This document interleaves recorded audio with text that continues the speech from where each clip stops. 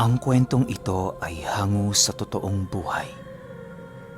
Karanasan ito ni Kuling. Walang eksaktong taon. Si Balum Antique.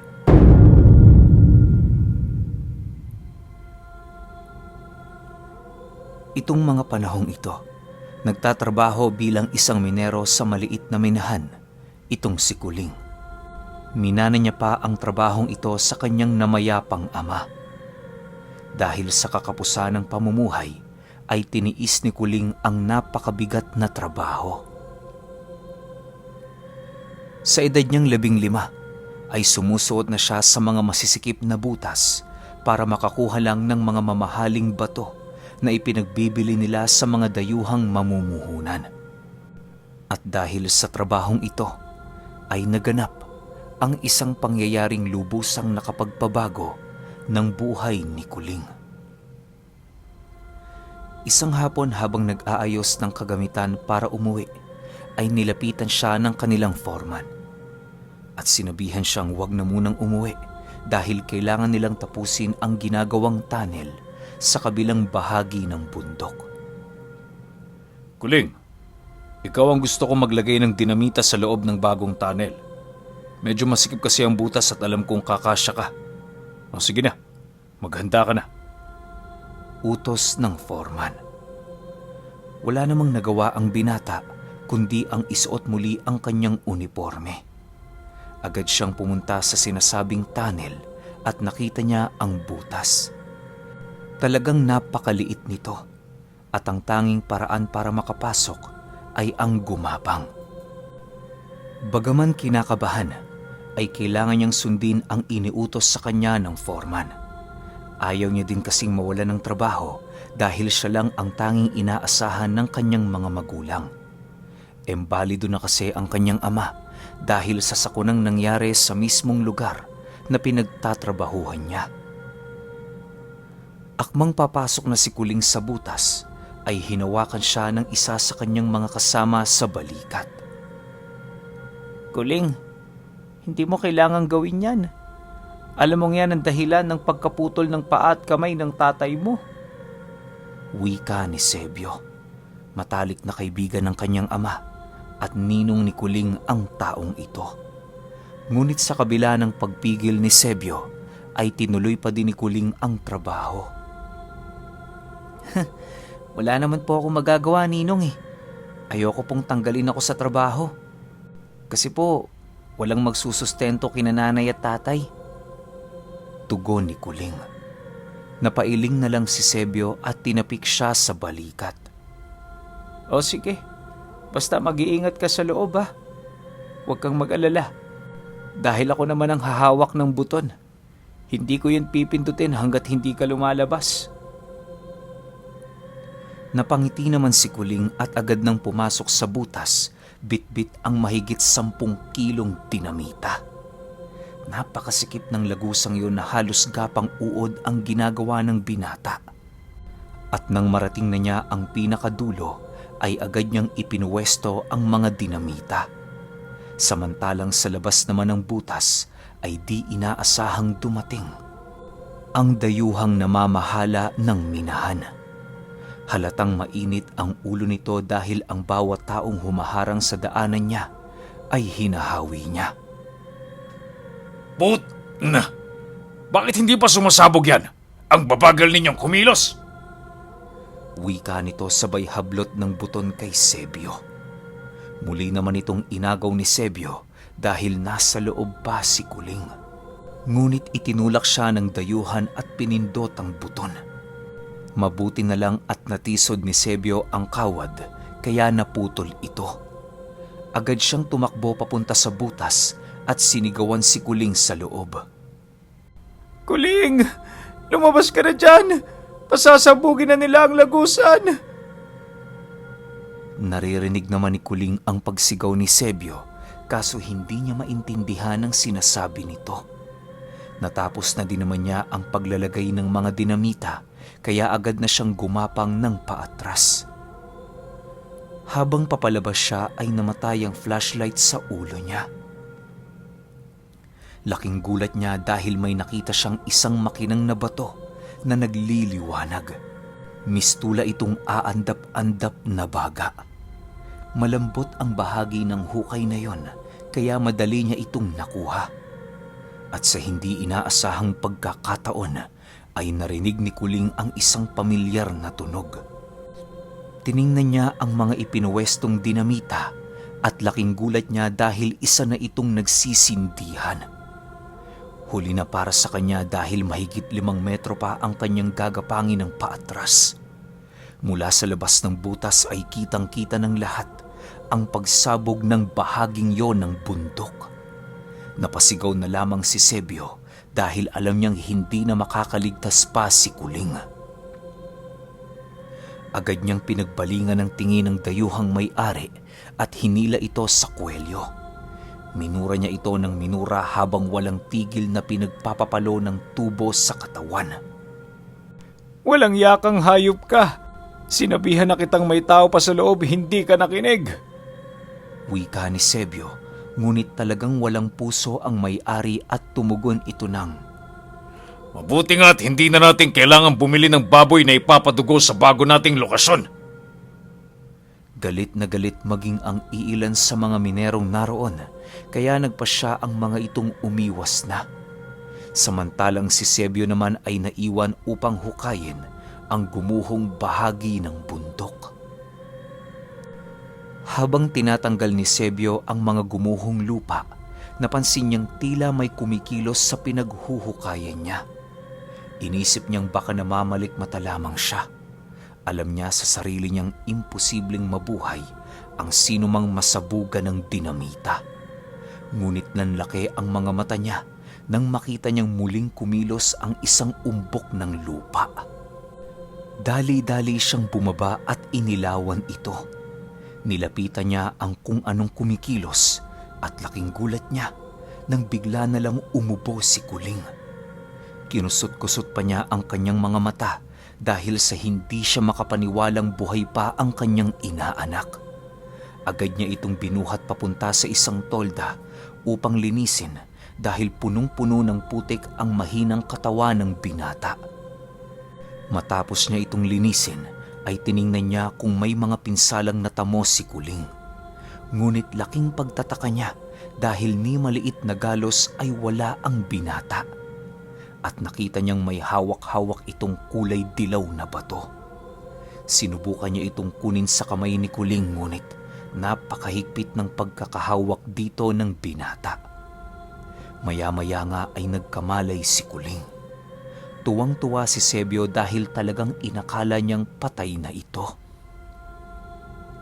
Salamat sa Diyos at buhay ka pa, Kuling. Pero papaanong nangyari yun? Sa lakas ng dinamitang inilagay mo sa loob ng butas, hindi ka man lang nagalusan. Dapat nga laspag na ang katawan mo ngayon eh. Takang tanong ni Sebio. Medyo namimingi pa ang binata dahil sa lakas ng pagsabog pero kahit papaano'y nagagawa nitong basahin ang labi ng kanyang ninong. Hindi ko nga din po alam nung eh. Nagulat na lang talaga ako nung nakita kong nagsisindihan yung mga dinamita.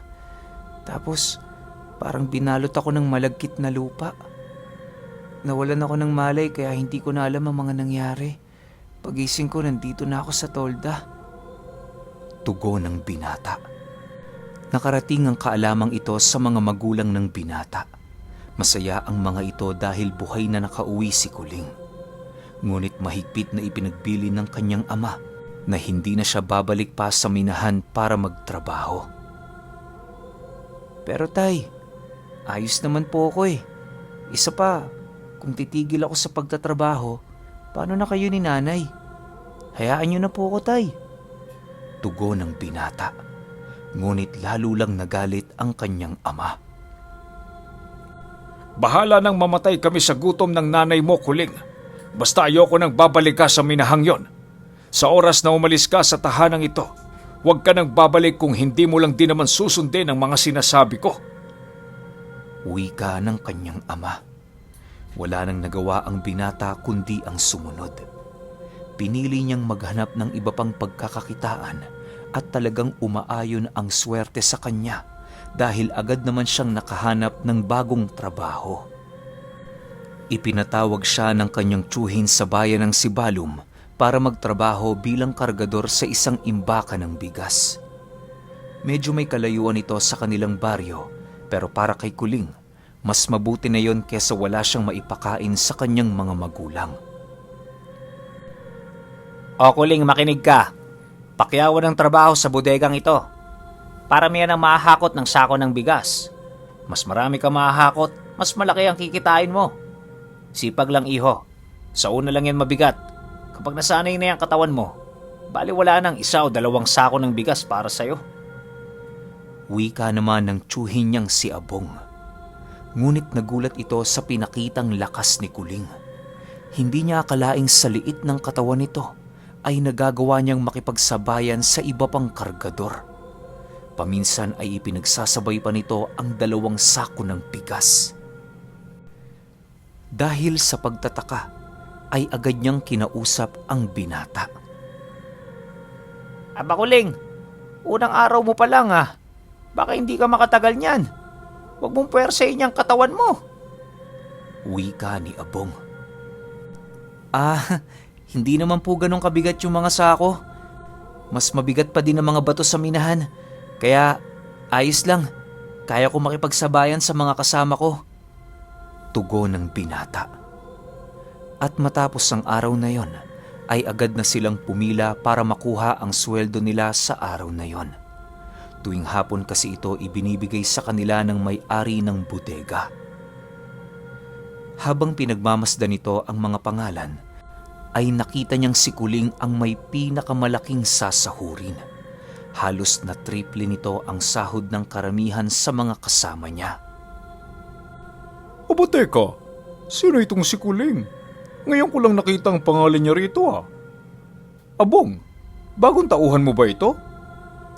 Tanong ng may-ari at agad naman niyang inakbayan ng pamangkin at tumugon ng, Eto po si Kuling, Manong Nestor. Pamangkin ko po. Kakapasok pa lang niya kaninang umaga eh. Ibinaba pa ng matanda ang kanyang salamin upang tingnan mabuti ang itsura ng binata.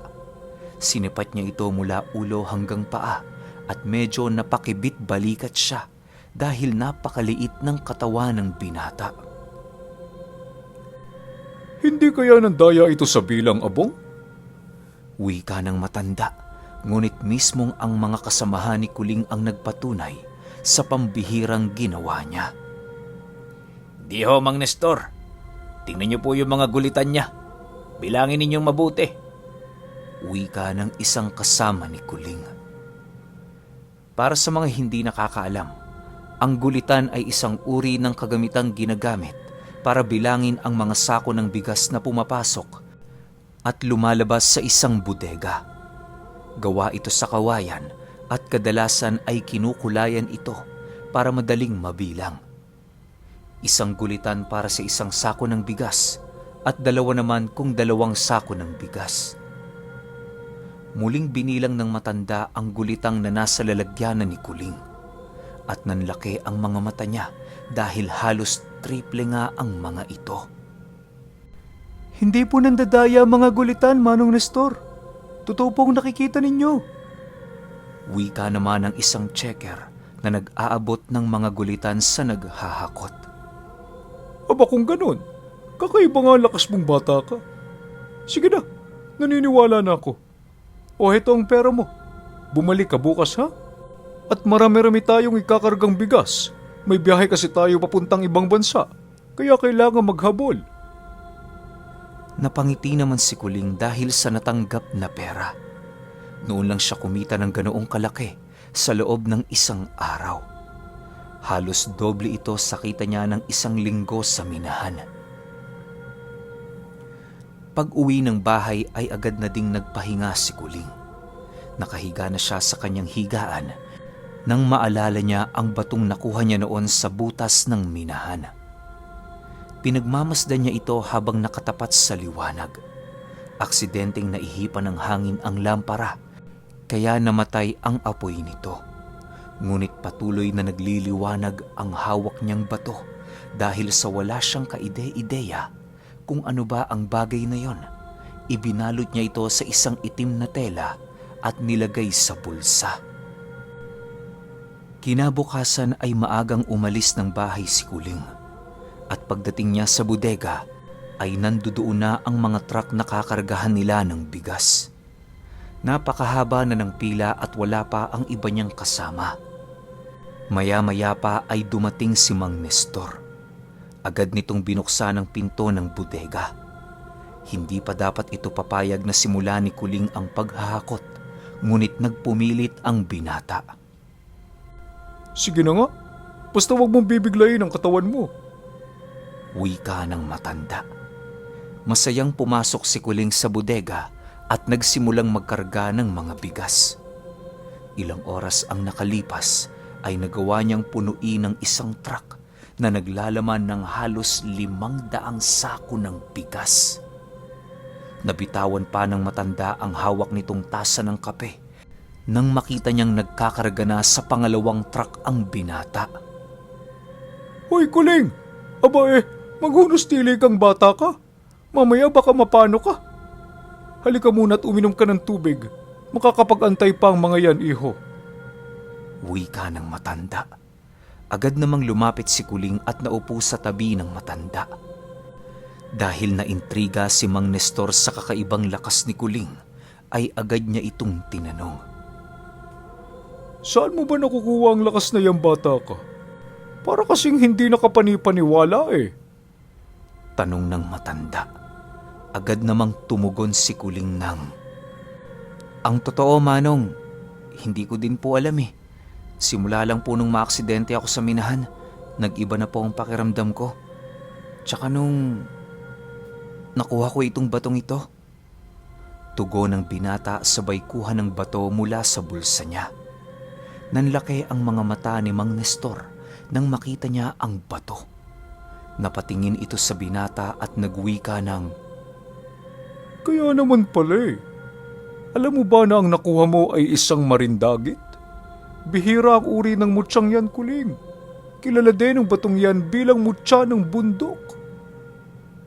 Dito na naunawaan ni Kuling ang lahat. Pinayuhan din siya ng matanda na huwag itong ipapakita sa iba dahil marami ang magkaka-interes na kunin ito sa kanya. Ngunit lingid sa kaalaman ng binata na may nakikinig pala sa usapin nila ng matanda. Isa ito sa mga pahinante ng truck na naghahakot din ng bigas. Inantay nitong malingat si Mang Nestor at kinausap si Kuling. "Boy! Yung mutya mo. Gusto mo bilhin ko na lang yun sa'yo?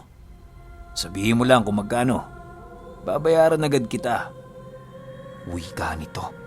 Ngunit hindi pumayag si Kuling. "Pasensya na kayo, Manong, pero hindi ko po ito ipinagbibili. Sige po, mauna na ako May tatapusin pa akong trabaho Paalam ni Kuling. Ngunit dahil sa desperado na ang taong yon na makuha ang hawak na mutya ng binata, ay inundayan niya ito ng saksak. Ngunit laking gulat niya dahil akmang itatarak niya ang kutsilyo sa katawan ng binata, ay bigla na lang siyang nakaramdam ng pananakit ng tiyan. Napalingon naman si Kuling at nakita niyang namimilipit sa sakit ang lalaki. Lalapitan na sana niya ito kaso lang napansin niyang may daladala itong kutsilyo. "Tama nga si Mang Nestor. Marami nga mga kagaya mong handang mamatay para sa hawak kong mutya." Wika ni Kuling. At dahil gusto niyang matuklasan kung ano pa ang kayang gawin ng mutya, agad niyang pinatayo ang lalaki at inutusan itong salakayin siya.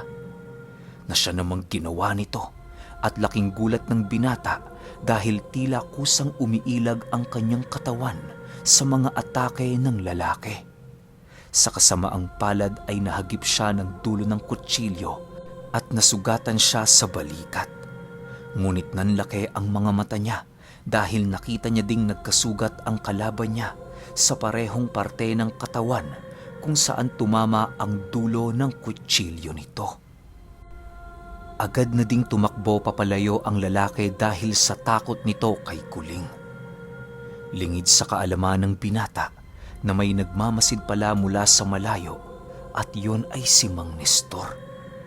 Napalingon siya nang magsalita ang matanda mula sa kanyang likuran. Nakita mo na ang pambihirang kakayahan ng hawak mo? Kung sa kamay ito ng masasamang tao, malamang marami na ang mapapahamak kaya ingatan mo ito. At siguradong aalagaan ka din ng marindagit mo. Halika sa loob ng opisina ko nang magamot na natin yung dalos mo. Kinagabihan habang papauwi ay tinambangan siya ng ilang kalalakihan at kasama dito ang pahinanteng nakasagupa niya. Inakala ng binatang natapos na ang kaguluhan, ngunit nagtawag pa pala ng kasama ang lalaking yon. Mag-iingat kayo ha. May sa demonyong batang yan. Wika nito sa kanyang mga kasamahan. At isa sa mga ito ay naglabas ng barel at itinutok kay Kuling. Pwe, walang agimat sa akin. Wika nito sabay putok ng barel. Tinamaan si Kuling dahilan para bumagsak siya sa lupa. Ngunit laking gulat ng mga kalalakihan nang biglang tumayo ang binata habang sinasapo ang kanyang noo. Nang lingunin nila ang kasama nilang bumaril kay Kuling, nakita nilang nakabulagta na ito at sabog ang ulo. Nakita nyo na? Ito ba ang gusto ninyong mangyari? Magbubuwis kayo ng buhay para lamang sa isang bato? Wika ni Kuling sabay lakad patalikod. Sa pag-aakalang titigil na ang mga kalalakihan, ay nagtuloy na siya sa pag-uwi. Ngunit laking gulat niya nang bigla na lang siyang suntukin ng isa sa mga ito. Talagang mapilit kayo? Ayoko na sana kayong patulan dahil hindi ko gustong ginagamit ang kung anong kakayahan ko para makapanakit ng iba. Pero wala na akong pagpipilian. Wika ni Kuling sabay gante ng suntok sa lalaki. Nakipagsabayan ito sa kanya at sa pagkakataong yon, napagtanto ni Kuling na may taglay ding agimat ang lalaking kalaban niya. Hindi lang ikaw may kakaibang kakayahan, binata. Pero hindi ako sumama sa mga walangyang to para kunin ang mutya mo. Naparito ako kasi gusto kong patunayan sa sarili ko kung ano talaga ang magagawa ng hawak mong mutya ng bundok sa tangan ko. Siya nga pala, Dado ang pangalan ko. Wika ng lalaki. Ipinakita nito ang tangan niya at ito ay isang ngipin ng hayop. Manong, ano po ang tawag sa tangan ninyo? Ang totoo, gusto ko din pong subukan ang kakayahan ng hawak ko pero sabi sa akin ni Mang Nestor, wag ko daw gagawin yun kasi pagkakataon ng kusang maglalagay sa akin sa isang sitwasyon kung saan ko masusubukan ang kakayahan ng hawak kong mutya. Wika ni Kuling at agad namang sinabi ni Dado kung ano ang tangan niya. Mutya ng ngipin ng kalabaw ang tangan ko, bata. Oo, tama ang sinabi ng Mang Nestor. At napatunayan ko sa sarili ko na hindi nga biro ang kakayahan niyang marindagit na hawak mo. Ingatan mo yan, dahil bihira lang ang taong nagtataglay ng ganyang uri ng mutya. Wika ni Dado at agad na din itong nagpaalam. Nilingon ni Dado ang binatang naglalakad ding papalayo sa kanya. Sinapo niya ang kanyang kamao at hindi siya makapaniwala dahil sa unang pagkakataon ay may taong nakabali ng kanyang kamay nang dahilang sa pagsalag ng ibinato niyang suntok. Simula ng araw na yon ay naging magkaibigan ng dalawa.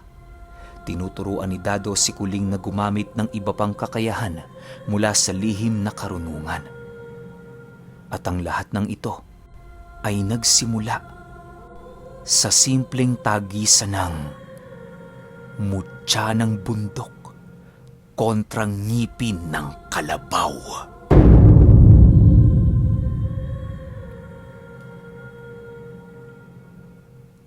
Okay, opinion ko sa kwento. Grabe naman yung mutya ng bundok. Isipin nyo naman, kalaban si Dadoy, kalaban niya bundok, tas kalabaw, di ba?